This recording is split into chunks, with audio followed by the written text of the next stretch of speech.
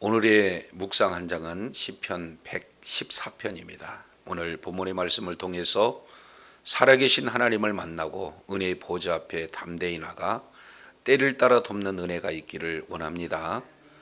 시편 114편은 우리가 시편 113편을 통해서도 살펴보았듯이 이제 이스라엘 백성들이 유월절 전에 가정에서 그리고 또 회중 가운데 하나님을 찬양하는 그런 바로 할랄시 이 내용이 분류가 되고 있습니다. 그래서 제1 할렐시가 시편 113편부터 118편까지 이렇게 이루어지게 되고 있죠. 그래서 전체 할렐시의 하나의 서시 형태가 시편 113편이었다. 그리고 연결이 되어지는 것이 오늘 본문이 되겠습니다. 우리가 시편 113편의 내용을 통해서 보면서 여호와의 종들이 찬양을 해야 되는 그 근거가 어떤 건가 하는 부분을 시편 113편에서 말씀을 하고 있다면 114편 이 내용은 구속 사건이 민족의 출발점이 되어져요. 그래서 민족을 출발을 할 수 있도록 구원해 주신 그 하나님을 찬양하는 내용이 114편에 기록되고 있습니다. 그래서 할렐 그러면은 우리가 잘 알겠지만 너희는 찬양하라 라는 그런 의미가 할렐 그러죠. 그래서 시편 113편과 114편 내용 역시 마찬가지로 하나님을 찬양하는 그런 내용으로 기록되어 있어서 할렐시로 우리가 구분해 볼 수 있게 되는 거죠. 그래서 이제 114편 이 내용을 이제 가장 이스라엘 백성들의 선민사 가운데 가장 중요한 핵심 사역, 구속 사역을 중심으로 하나님께서 구원해 주실 때 하나님의 그 능력, 구원해 주시는 그런 놀라운 그런 은혜 이 내용을 기억하며 찬양하며 감사 예배시로 지금 기록되고 있습니다. 자, 114편 이 내용을 통해서 보면은 크게 두 부분으로 나눠 볼 수가 있어요. 1절부터 2절까지는 출애굽 사건을 회고하고 있는 내용이라면 3절부터 8절까지 이 내용은 출애굽의 그런 과정 속에서 하나님께서 어떤 구원의 은총을 베풀어 주셨는가, 출애굽을 방해하는 그런 어떤 요소들이 다양하게 지금 소개가 되고 있죠. 그래서 이제 홍해를 이제 우리 주님께서 건너게 하실 뿐만 아니라 이제 광야를 거쳐서 가나안 땅으로 들어가고자 할 때 또 가로막았던 요단강을 우리 하나님께서 또 건너게 하신 그런 하나님의 놀라운 역사, 더 나아가서 광야 속에서도 반석을 쳐서 하나님께서 이제 생수를 공급해 주시는 하나님의 놀라운 그런 능력 하나하나를 거론하며 주님을 찬양하고 있는 내용이 바로 시편 114편입니다. 자, 1절 보시겠습니다. 이스라엘이 애굽에서 나오며 야곱의 집안이 언어가 다른 민족에서 나올 때에 그랬습니다. 여기서 나올 때라는 것을 지금 강조하고 있는 것을 보게 되어져요. 그러면 지금 학자들은 바벨론 포로 때 지금 이 내용들을 거론하고 있습니다. 그 시대가 그러면은 출애굽과 바벨론 포로에서 나올 그때 이 내용이 무려 1000년의 기간이 지금 흘렀어요. 그러면 이스라엘 백성들은 그 오랜 기간이 흘렀을 때 그들의 가장 중심, 바로 이제 민족이 태동되는 가장 중요한 핵심 사건이 바로 출애굽 사건이다. 그래서 이스라엘 백성들의 신앙의 출발점이 바로 애굽에서 나올 때 이 내용이 그렇게 1000년이 지난 그 시간까지 그들의 중심 가운데 자리 잡을 수 있도록 하나님께서는 그 출애굽의 사건을 계속해서 기록하고 그리고 그 출애굽 사건을 계속해서 노래하고 찬양하며 이제 기억하는 그런 어떤 내용들을 지금 다시 한번 시편 114편 1절에 회상하고 있는 것을 보게 되어져요. 저와 여러분 역시 마찬가지죠. 우리를 구원해 주신 주님, 신앙의 출발점이잖아요. 그래서 구원의 그런 놀라운 은혜를 잊지 않는 그런 역사가 지금 출애굽을 통해서 기억하고 있는 그들의 모습 속에서 우리들을 점검해 볼 수 있는 그런 내용들이 되어집니다. 더 나아가서요, 1절 하반절에 보니까 야곱의 집안이 언어가 다른 민족에서 나올 때 그랬습니다. 여기서 애굽을 뭐라고 표현을 하고 있습니까? 언어가 다른 민족이다, 이렇게 지금 반복해서 기술하고 있어요. 이 내용은 이제 이스라엘 백성들이 비록 애굽에서 430년 동안 이렇게 살았다 할지라도 그들하고 결코 융화되지 않는 이질적인 민족이라는 것을 뭘로 표현하고 있습니까? 언어로 표현하고 있어요. 그래서 그곳에서 이렇게 같이 살았지만 언어가 달랐다. 그런 다른 말로 본다면은 이스라엘 백성들은 철저하게 이제 애굽에서 종노릇하고 살고 있었지만 그들의 이제 중심 가운데는 여호와 신앙을 이제 간직한 채 언어를 지켰다는 거죠.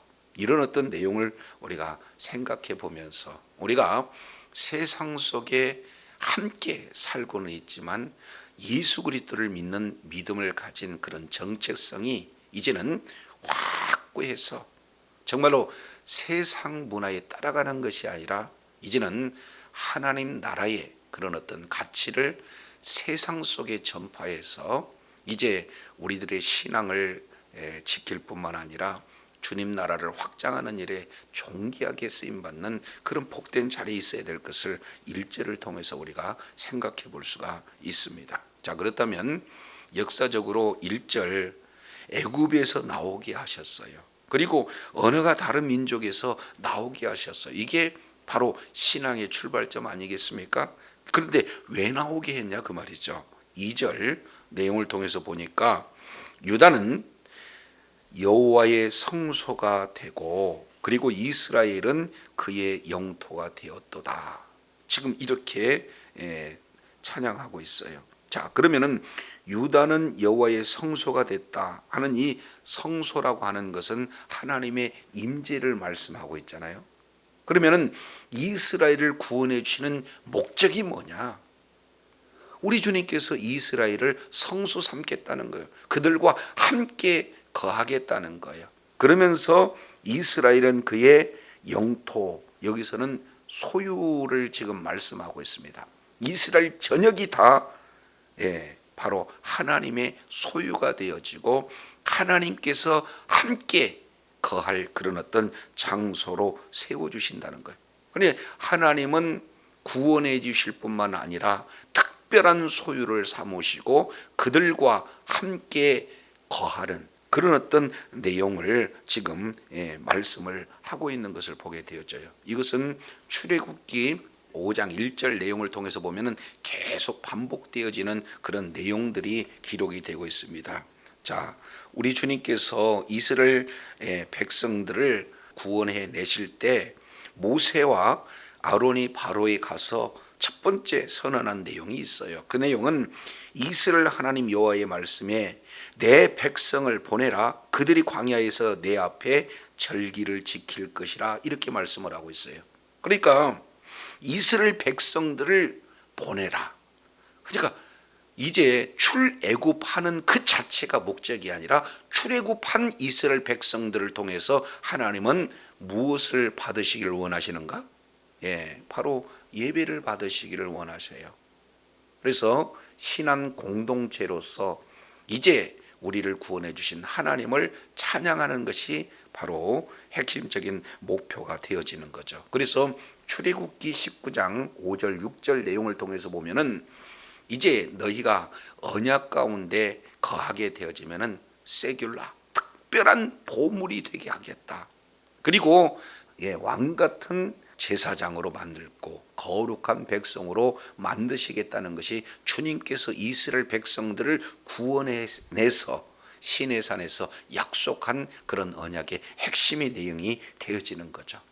그래서 시편 114편 시편 기자는 1절 2절 내용을 통해서 애굽에서 이끌어내신 그 역사적인 사건과 그의 목적이 무엇인가 하는 내용들을 아주 선명하게 지금 보여주고 있는 거예요. 자, 그렇다면 그 출애굽의 그런 어떤 내용이 시간이 지냈다 할지라도 이제는 믿음이 이 속에 결부가 되어지면 출애굽 사건은 옛날에 지나가는 하나의 사건이 아니라 오늘 우리에게 주어지는 하나님의 놀라운 구원의 은혜가 우리에게도 여전히 적용되어지고 있다는 사실을 보게 됩니다. 왜 우리를 우리 하나님께서 구원해 내셨는가? 우리 주님께서 저와 여러분을 통해서 찬양 받으시기를, 예배 받으시기를 원하시는 것이 바로 주님의 뜻이다 하는 것을 우리에게 적용해 볼 수 있는 내용이 되죠. 자, 그렇다면 3절부터 6절까지 이 내용은 지금 핵심 내용 4가지가 반복되어서 지금 말씀을 하고 있습니다. 자, 순서를 일정하게 해서 3절, 4절, 5절, 6절 이 내용을 통해서 보면은 자, 3절에 이렇게 말씀을 하고 있어요. 바다가 등장하고 그리고 요단, 그리고 4절 산들, 작은 산들, 그러면서 5절도 6절도 동일하게 바다, 요단, 산들, 작은 산들 해서 이 4가지의 핵심 그런 개념이 반복돼서 지금 기술하고 있어요. 이것이 히브리인들이 가지고 있는 그런 문장 구조, 바로 평행 구조로 이제 반복해서 말씀하고 있는 그런 내용입니다. 이 대표적인 것은요, 하나님께서 애굽에서 인도해 내실 때 그 구원 계획의 정면으로 지금 장애가 되고자 있는 그런 어떤 상황들을 표현하고 있습니다. 이스라엘 백성들을 하나님께서 애굽에서 이끌어 내셨습니다. 그런데 이제 뒤에서는 바로의 군대가 추격하고 있고 앞에는 이제 뭐가 가로막고 있었습니까? 홍해가 가로막고 있었어요. 그래서 이스라엘 백성들은 그때 그 바다에 대한 개념은 공포와 두려움의 존재였어요. 그래서 이제 그 바다, 그 무시무시한 그런 장애가 되어져 있는데 이런 공포의 대상인 바다가 하나님의 구원 계획 가운데 어떻게 이루어졌는가 봤더니 3절에 뭐라고 표현하고 있습니까? 도망갔다 이렇게 말씀을 하고 있어요. 이스라엘 백성들이 그토록 두려워하는 존재가 하나님의 구원의 능력을 보고 도망가는 모습으로 지금 표현을 하고 있는 것을 보게 되어집니다. 이어서 3절 하반절 내용을 보니까 요단은 물러갔으니 이제 애굽에서 이스라엘 백성들을 구원해 내신 하나님께서 홍해를 가르시고 이제 40년 광야 생활 이후에 이제는 약속의 땅 가나안 땅으로 들어가는데 또 가로막는 게 뭐가 있습니까? 요단이에요. 그래서 강도 역시 마찬가지로 두려움, 공포의 대상 아니겠습니까? 그런데 이러한 강들조차도 어떻게 됩니까? 물러갔다. 그래서 하나님은 창조주 하나님이세요. 그리고 아무리 그런 어떤 흉흉한 바다나 이렇게 요동치는 그런 물결의 강이다 할지라도 이들은 피조물에 불과합니다. 그런데 우리 하나님께서 이스라엘 백성들을 성소 삼으시고 특별한 존재를 삼으시고 그들과 함께 가셨을 그때에 홍해가 빗겨나가고 그리고 이제 요단이 창조주 하나님을 어찌할 수 없는, 그래서 도망가고 물러가는 그런 어떤 모습들을 지금 시편 기자는 아주 핵심적으로 찬양을 하고 있는 것을 보게 되어져요. 하나님의 구원 계획 앞에, 하나님이 구원하고자 하는 모든 앞에 대적되는 어떤 피조물도 어떤 대상도 이제 견딜 수 없고 도망가는 그런 모습들을 지금 보여주고 있는 것을 우리가 살펴보게 됩니다. 자, 이어서 4절이에요. 자, 4절 이 내용들은 산들은 수양같이 뛰놀며 이렇게 표현을 하고 있어요. 여기서 산이라고 하는 것은 지금 바다, 홍해를 건너서 만난 산, 그러니까 여기는 시내산을 말하고 있는 거죠. 그래서 배경으로 본다면 출애굽기 19장 1절부터 16절까지 내용을 통해서 볼 수가 있습니다. 하나님께서 시내산에서 임재했을 때 그 산들은 어땠습니까? 이제 지진이 일어난 거예요. 막 흔들렸습니다. 요동했습니다. 그래서 산들은 이제 마치 수양같이 뛰놀았다. 그는 지진의 역사가 나타난다는 거죠. 그리고 작은 산들, 이 내용은 요단을 건너서 만난 산들, 이 산들이 이제는 가나안에 있는 작은 산들을 표현하고 있습니다. 이들 역시 마찬가지로 어린 양같이 뛰놀았다 하는 내용이에요. 이것은 바로 구원하신 이후의 반응을 지금 마치 산들이 수양처럼, 작은 산들이 양처럼 뛰어놀았다는 구원의 반응을 그대로 표현하고 있습니다.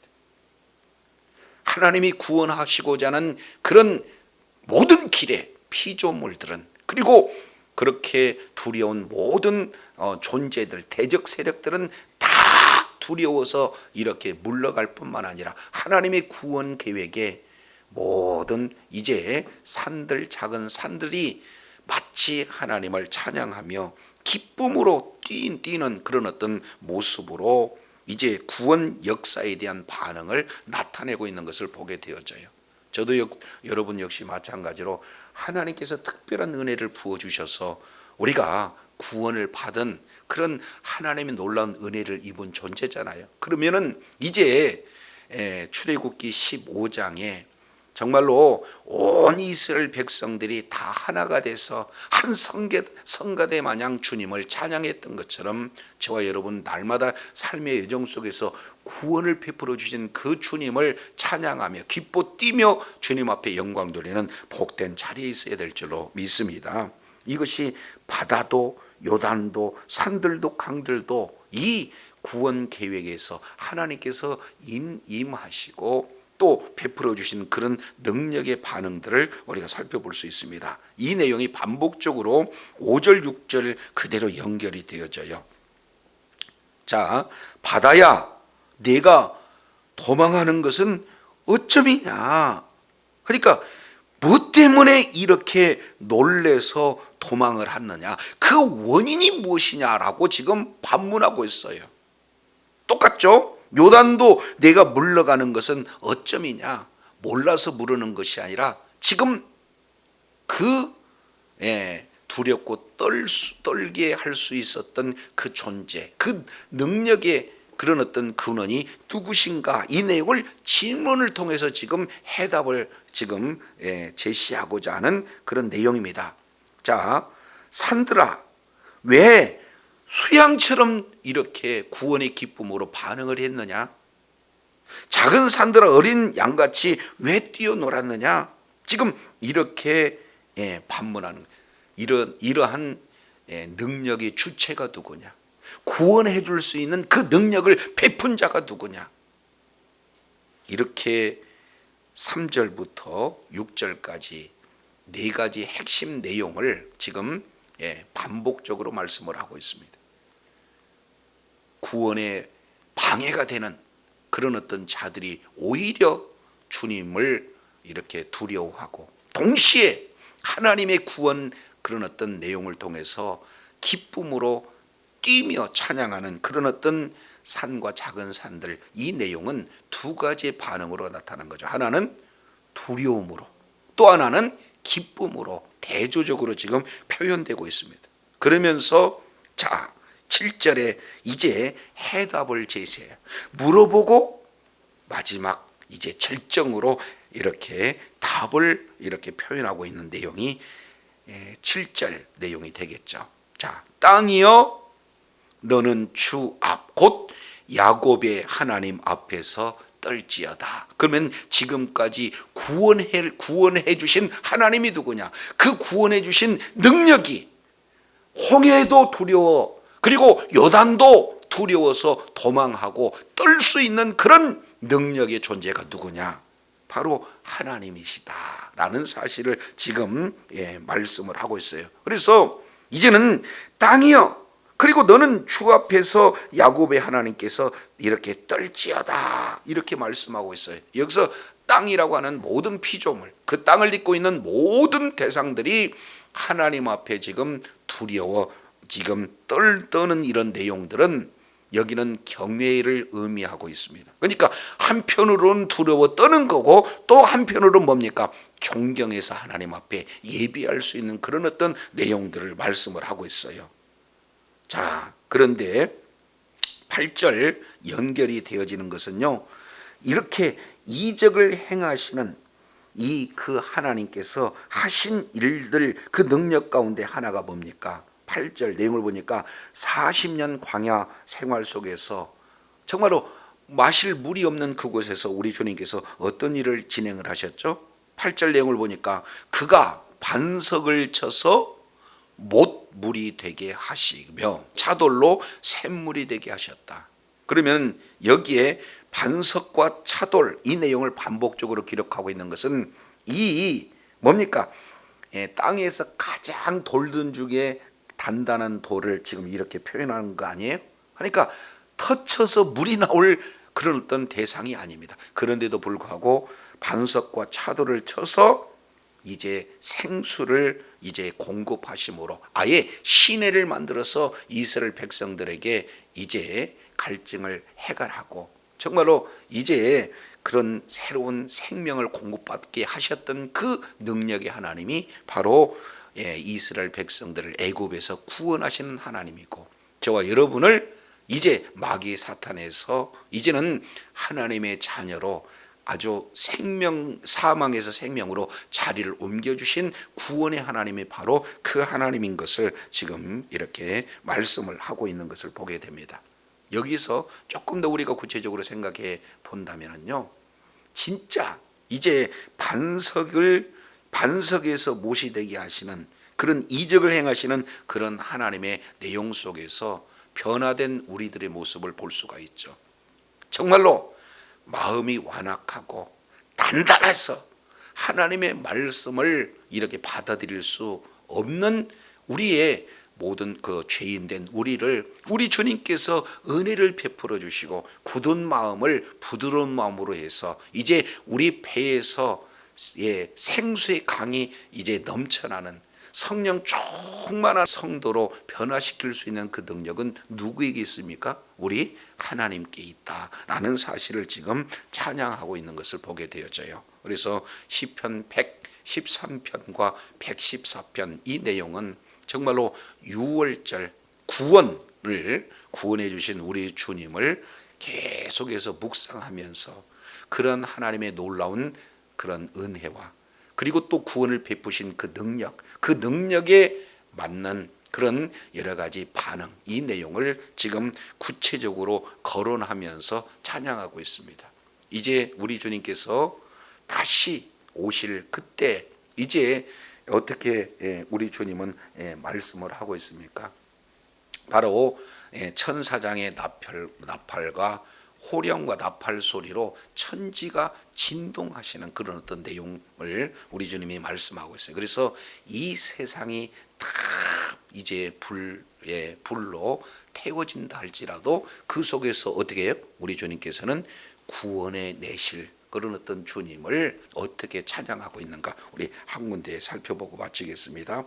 요한계시록 15장 내용을 보면은 이제 마지막 재앙에 대한 내용이 1절에 기록되고 15장 2절에 또 내가 보니 불이 섞인 유리바다 같은 것이 있고 짐승과 그 우상과 그 이름의 수를 이기고 벗어난 자들이 유리바다가에 서서 하나님의 검은고를 가지고 하나님의 종 모세의 노래 어린 양의 노래를 불러 이르되 주 하나님 곧 전능하신 이여 하시는 일이 크고 기이하도다. 만국의 왕이시여 주의 길이 의롭고 참되시도다 하면서 이제 홍해를 가르시고 우리 주님께서 구원을 베풀어 주셨던 그런 하나님의 은혜에 이스라엘 백성들이 찬양했던 것처럼 이제 이 세상이 다 불 섞인 그런 어떤 바다와 같은 짐승과 우상과 그리고 그 이름의 수로 가득한 그곳에서 이끌어내 주신 그 주님을 우리가